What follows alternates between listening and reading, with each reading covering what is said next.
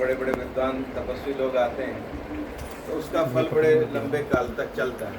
आदरणीय रविदेव गुप्ता जी, जैन साहब, द्विवेदी जी, आशुतोष भाई साहब, अशोक जी और भाई अशोक, सभी लोग, अरुण जी, एक छोटा सा निवेदन आया कि ऐसे ऐसे कार्यक्रम होना है। तो मैंने कहा इससे बढ़िया क्या अवसर हो सकता है कि राष्ट्र के हित में एक ऐसा चिंतन हो रहा है।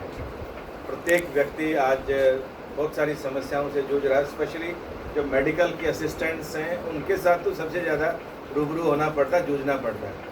और ये विषय जैसे आशुतोष भाई साहब ने बताया कि इस पर बार्गेनिंग होता नहीं और करता भी नहीं आदमी, उसको लगता है पता नहीं बार्गेनिंग करेंगे तो क्या गड़बड़ हो जाएगी।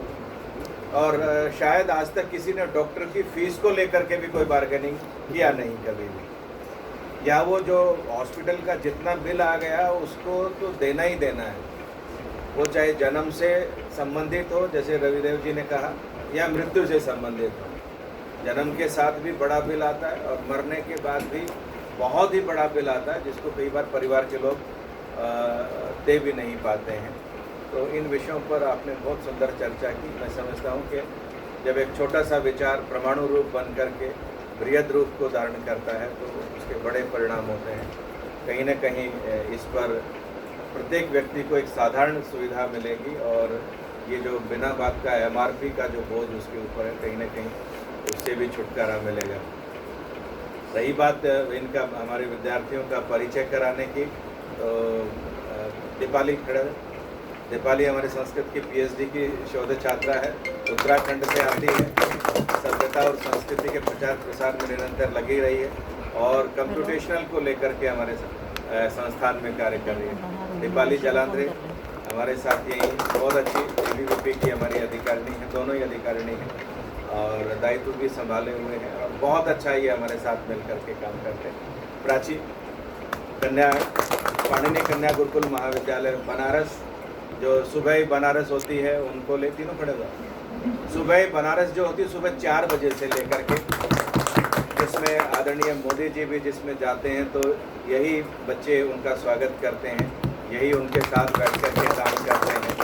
और भारत सरकार का सबसे बड़ा निर्णय कि जब ये शुरू हुआ था तो पाणिनि कन्या महाविद्यालय बनारस को ये जिम्मेदारी दी गई थी कि आपकी ही कन्याएं इसको निरंतर कराएंगी और 3:30 बजे सरकार की गाड़ी आती, हमारी कन्या गुरुकुल की ब्रह्मचारिणियाँ वहाँ जाती हैं और उसको अनुष्ठान को संपादित करती हैं।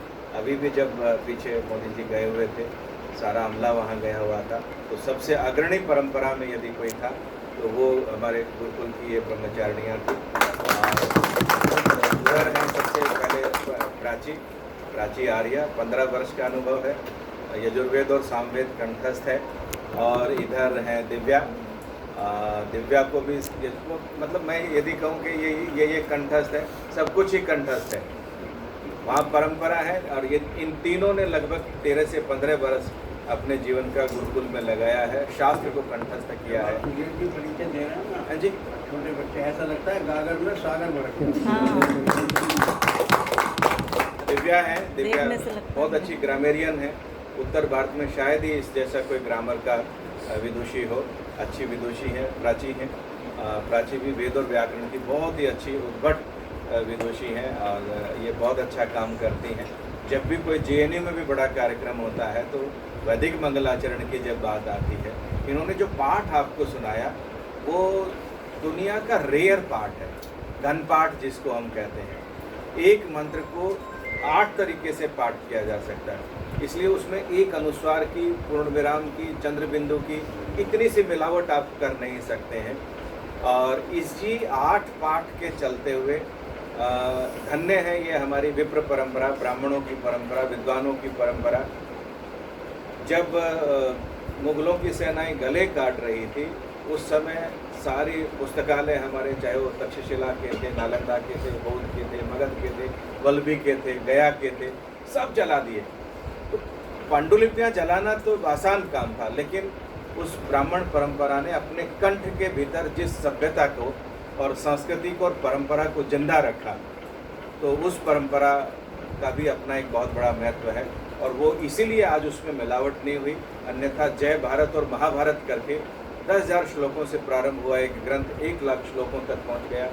मनुस्मृति जैसा ग्रंथ इतनी सारी मिलावटों के साथ इतना बड़ा बृहद आकार प्राप्त कर लिया, लेकिन वेद में एक इतनी सी अनुस्वार की और पूर्ण विराम की गलती आप कर ही नहीं सकते हैं, क्योंकि वो 8 पाठ ऐसे चलते हैं, ऐसे साइंटिफिक भी हैं, उनको बनाना बड़ा मुश्किल काम है।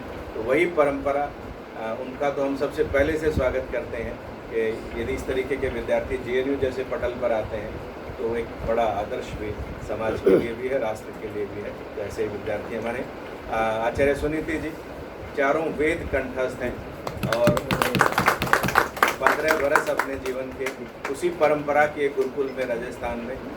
आचार्य अलग है, लेकिन इनकी आचार्य और इनकी आचार्य, इन दोनों आचार्यों के गुरु एक ही हैं और एक ही परंपरा से हैं, तो वो अपने आप में एक परंपरा है। अंजुम एक और है, गुरुकुल नजीबाबाद से 15 वर्ष का अनुभव है और उनको भी सारे शास्त्र इस प्रकार से याद हैं। लेकिन मेरा फिर भी निवेदन है, कोई बहुत बड़ा राष्ट्रीय स्तर का आपको कोई कार्यक्रम हो, और जब मोदी जी ने महर्षि दयानंद सरस्वती जी महाराज के 200वें संगठन की बात, 150वें जन्म दिवस और आर्य समाज के 200वें उसकी बात की थी, तो उस समय 200 कन्याओं ने वैदिक मंगलाचरण मोदी जी के निवेदन पर वहाँ प्रस्तुत किया था। तो ये वैदिक मंगलाचरण की हमारे यहाँ परंपरा है, वेद और शास्त्र की परंपरा है। और इस राष्ट्र के यज्ञ में जो भी कोई संस्थान की आहुति हो, जब कभी भी आवश्यकता हो, आप सभी का बहुत बहुत स्वागत है।